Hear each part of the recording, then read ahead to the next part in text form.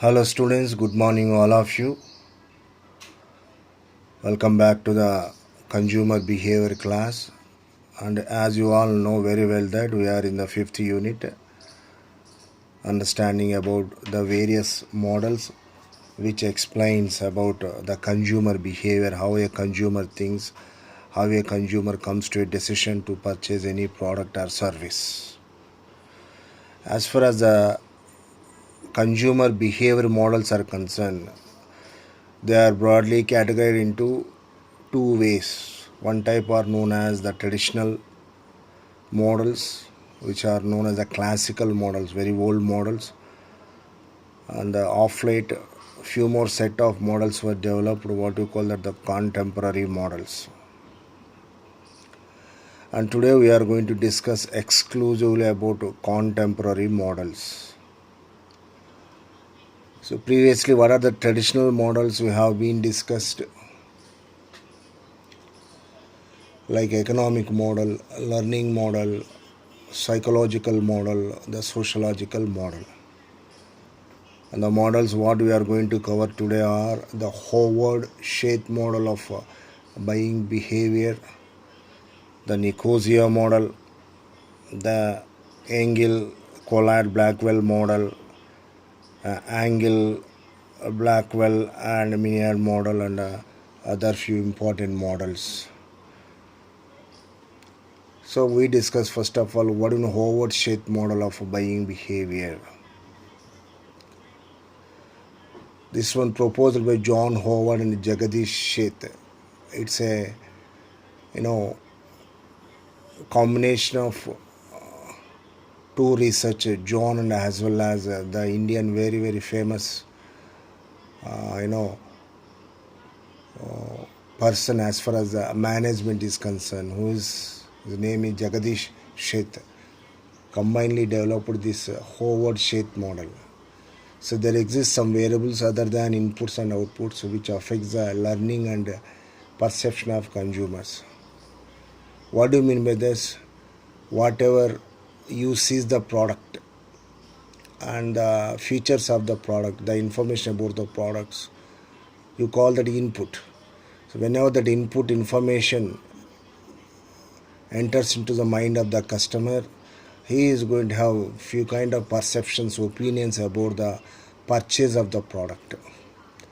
And finally, output would be whether to take the decision or not. So Howard Sheth says that not only input output variables are there, besides that few extra other variables are also there which are going to affect what we call the buying decision making process of the consumer.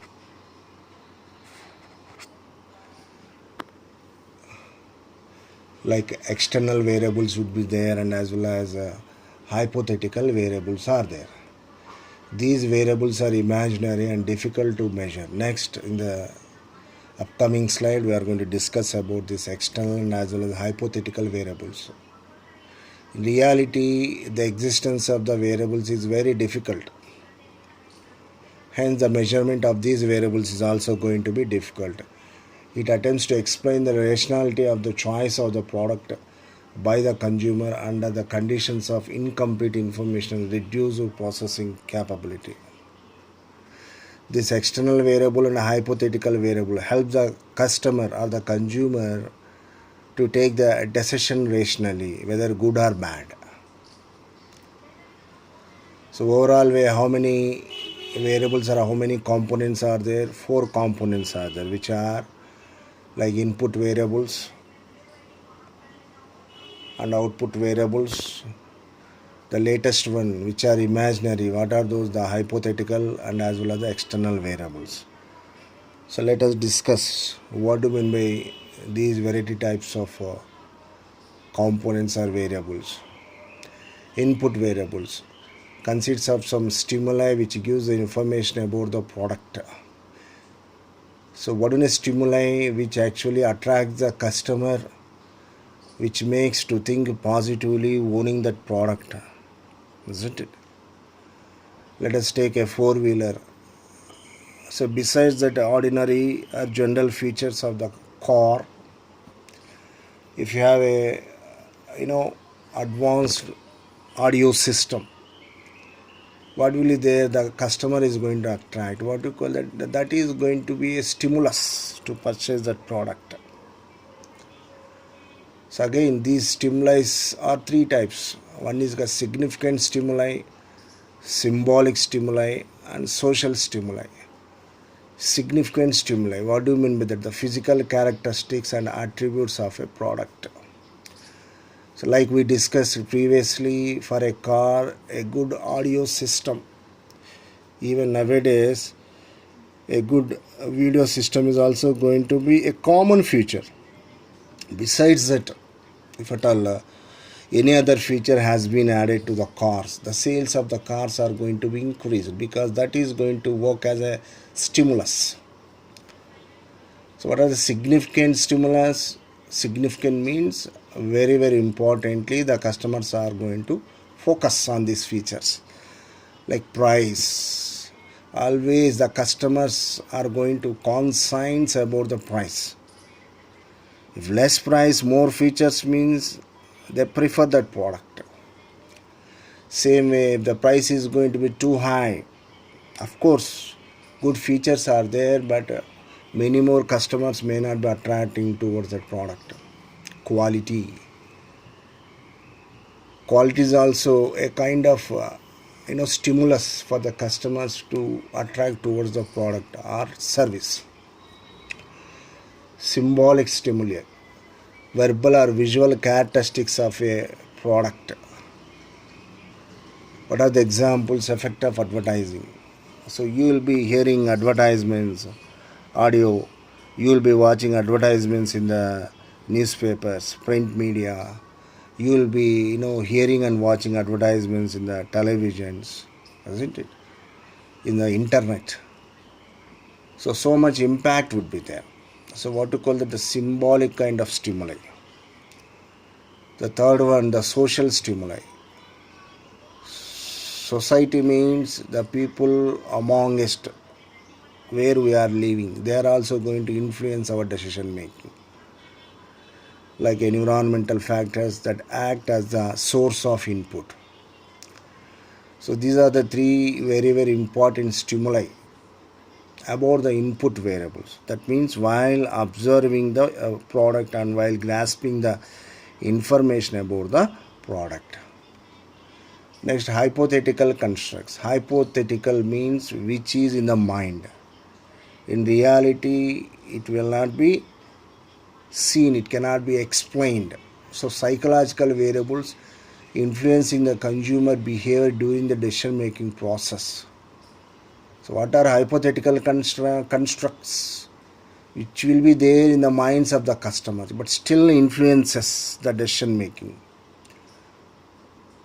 So under hypothetical constructs or variables, again two major variables are there: perceptual constructs, learning constructs.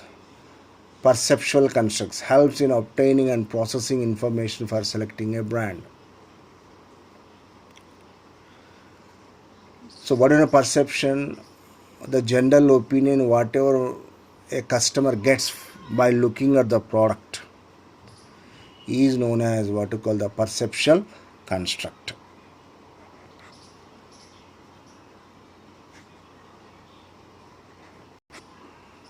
The learning constructs.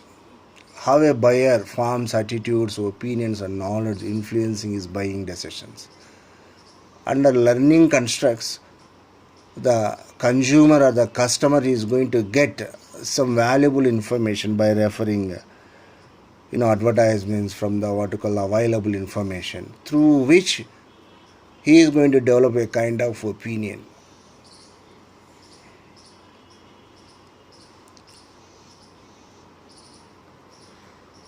So finally, the evaluation after purchase also comes under learning constructs. So through the learning constructs only, the customer is going to come to a decision. So what to call this? The hypothetical component or hypothetical variable or else hypothetical construct. The next one is output variables. The ultimate response of the consumer. Hierarchy of output variables are. Finally, how the consumer is going to react towards the product, towards the service, is known as the output variable information.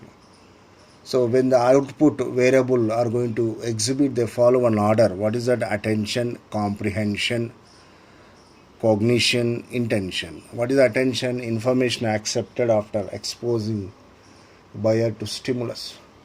So previously we observed three variety kinds of stimulus: looking at the price, looking at the features, looking at the information.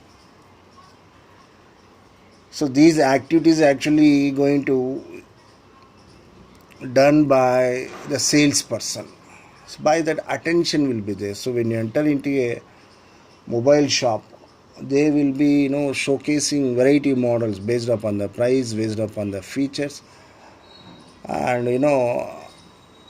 they are explaining without any interruption, and they try to make you to grab on that mobile where actually they have more margin of profits. Understand? Comprehension, amount of information actually processed and stored in a buyer's mind. So whatever attention grabbing activities are there previously, by understanding all those attention things, whatever overall way information the consumer keeps in his mind, what we call it a comprehension, coming to a conclusion. Cognition, forming attitude towards the product. So whether to show willingness to purchase the product or not, what we call it cognition. Intention, to buy or not to buy the product, purchase behavior. So intention nothing but the final decision making, to buy or not to buy the product, purchase behavior. So these are all called the various output activities in terms of hierarchy: attention, comprehension, cognition, and as well as the intention. The final one, external variables. It does not directly depends on decision making process. These are external factors which include social class, financial status, and as well as the culture. So external variables impact as far as the consumer decision making is concerned. It's almost zero, but still it will have its impact. What are the external factors? Social class, financial status, and the culture, isn't it? So like that, these are the four variety types of components or the variables as far as the Howard-Schacht model is concerned. Input variable, hypothetical variable, output variable, and as well as the external variable. Based upon these four variables information only, the consumer going to decide the purchase or not to purchase of the product or the service. So in a broader way, the Howard-Schacht model activities have been explained here. So stimulus display, perceptual constructs, learning constructs, and finally the output. The next model what we are going to discuss is the Nicosia model. This model introduced by F.M. Nicosia. The model of purchase decision making process by an individual or a group. This model actually explains the decision making process by an individual customer or else what you call the group of customers, which shows the interactive relation between company and the consumer. How the consumer is going to connect to the producer or the company whichever offering the products or the services. The intermittent relationship can be understood by using this Nicosia model. According to this model, there are four different areas of decision making process. In the Howard-Schacht model, four variables, but here the four different areas we need to focus on. The very, very important area, that is number one area, is nothing but towards the consumer attitudes. Number two, search for and evaluation, act of purchase, number 3, and finally number 4, feedback. Their input variables, hypothetical variables, output variables, external variables. But here the 4 areas, one is the consumer attitude area, search and evaluation area, act of purchase, and the feedback, which explains about the Nicosia model. So this is the first area, so where what you call under subfield attitudes, attributes, message is exposed, and again subfield. This is field 2, search for evaluation of means and relationships.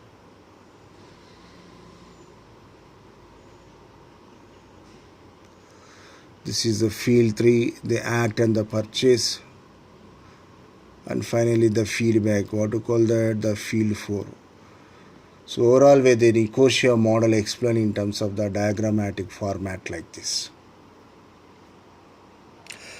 So what is the actual purpose of the Nicosia model? In order to define the relationship between the customer and as well as the company.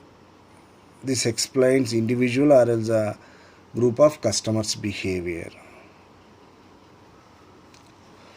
The next model is Angel, Collat, Blackwell or else EKB model. This model talks of consumer behavior as a decision making process in the form of 5 steps.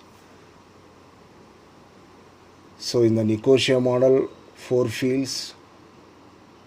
In the Howard-Scheth model, 4 components, but here the 5 steps. So what are those 5 steps? Problem recognition, information search, alternative evaluation, choice, and finally the outcome. Besides that, other related variables are information input, information processing, product brand evaluation, general motivating influences, internationalized environment influences. So what is the information? This model says means the model has emphasized on the conscious decision making process adopted by consumer. So this model actually focusing on how the consumer is going to make the decision about the purchase of the product. This model is easy to understand and is flexible. So flexible in the sense here this model can be applied in variety kinds of situations. This model recognizes that a consumer may not go through all the steps always. This is because in case of repeat purchase the consumer may bypass some of the steps. So previously we came to know that this model is dependent on 5 steps. So for every purchase the consumer may not repeat all that 5 steps like information gathering, coming to a conclusion. Sometimes they skip the initial few steps, understand. One limitation is the inclusion of environmental variables and general motivating influences, but not specifying the effect of these on buyer behavior. So this model, unable to explain this impact of environmental variables and as well as the generally motivating factors about the what we call the purchasing behavior of the consumers. This is block diagram which explains this model. So 5 steps.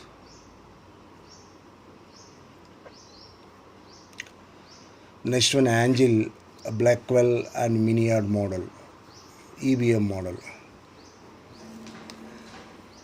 There are few common things are there which you can find between Howard-Scheth model and as well as the EBM model. The core of the EBM model, that is Angel, Blackwell and Miniard model, is a decision process which is augmented with inputs from information processing and other influencing factors. So what are the 4 sections of the model? Input, information processing, decision process, and variables influencing decision process. The EBM model, when compared to the Howard-Scheth model, is more coherent and flexible than latter. So comparatively Howard-Scheth model, this EBM model is more effective. This model also includes human processes like memory, information processing, and considers both the positive and as well as the negative purchase outcomes. The EBM model focuses about the consumer behavior in a 360-degree manner. That means the positive and as well as the negative intentions of the customers towards purchase of a product or the service. This is a block model, block diagram about various process of what to call this model. Now we go for discussing the one more very important model, Rao-Lillian model. This model has been introduced to develop sales forecasting system of a mobile corporation during 1960s.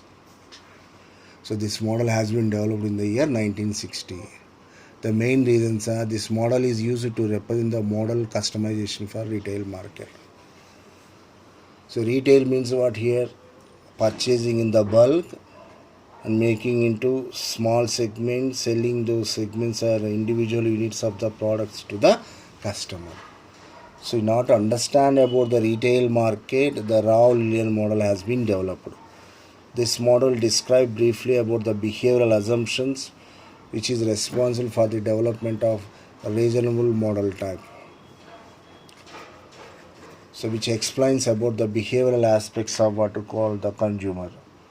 This model facilitates the multiple and simultaneous promotions, indicating the various methods or ways in which joint effects of the multiple promotions could be tackled.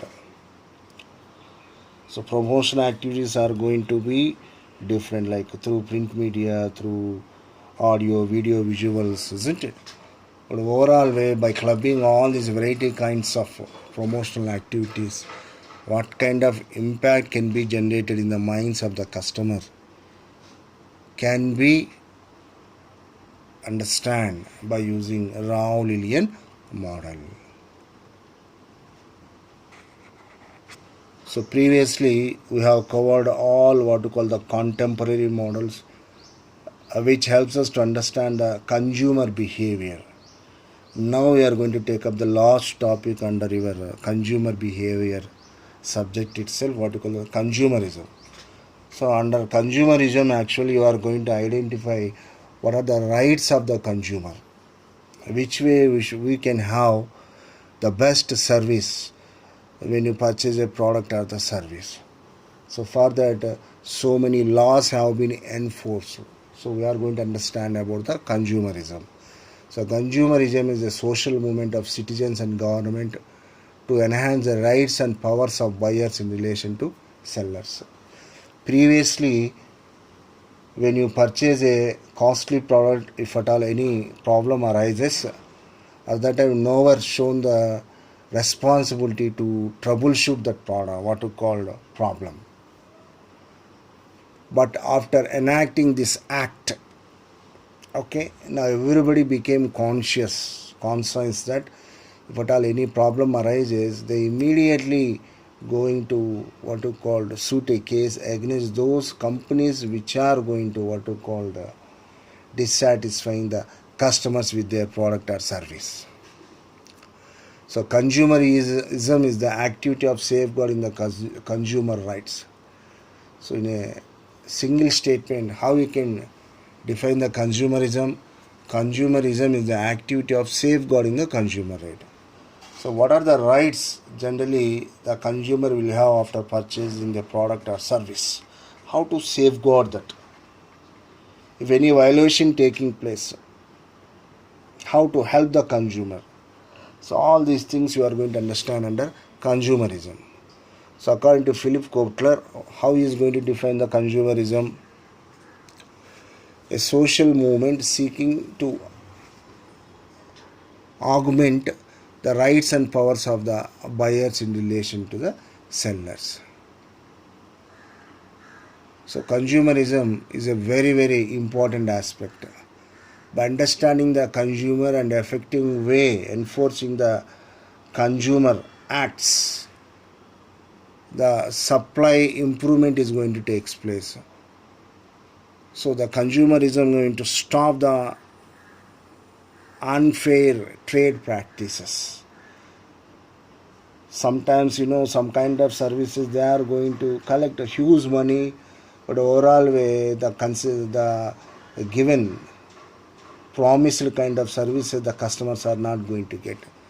You will be getting so many problems while purchasing costly cell phones. Understand? So through this consumerism, what is happening, the company is also making responsible even after sale of the product or service also. So through the consumerism, better relationship will be created between a consumer and as well as the company.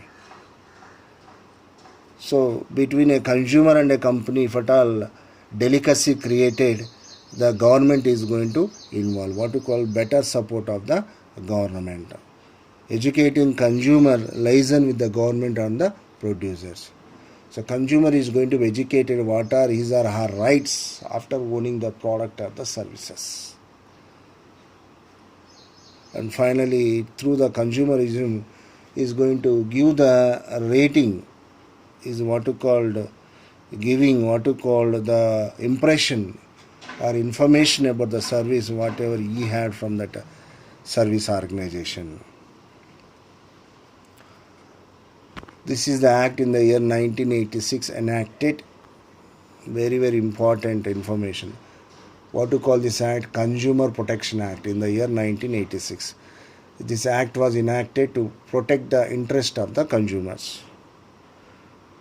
It provides for establishment of three-tier quasi-judicial consumer disputes redressal machinery at the district, state, national levels to render a simple, inexpensive and speedy justice to consumers.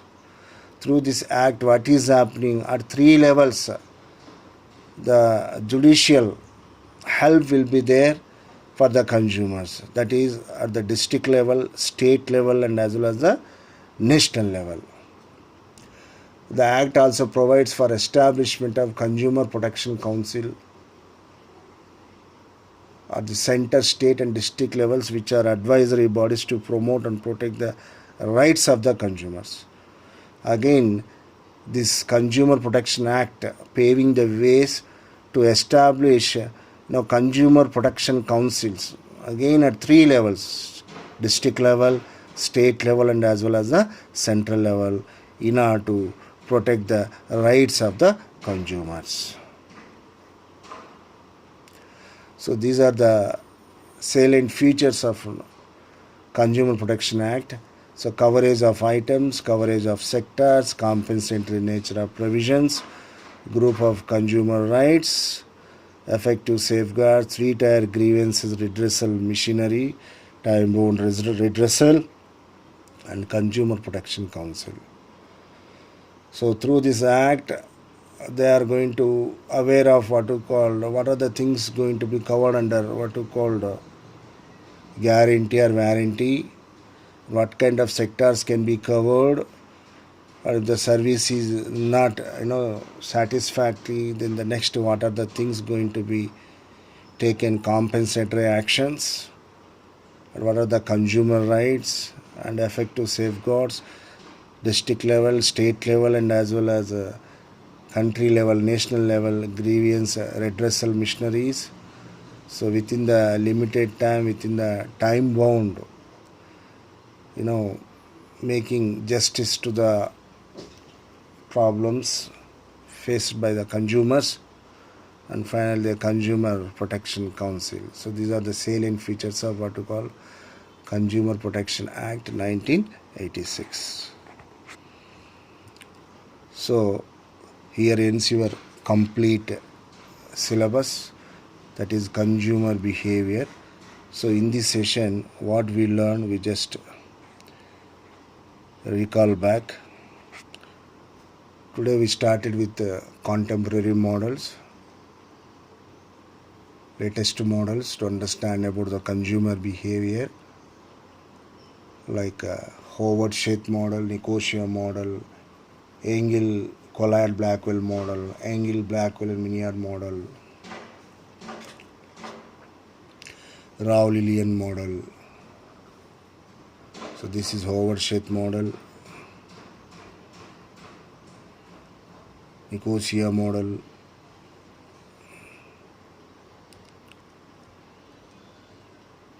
Rao Lillian model.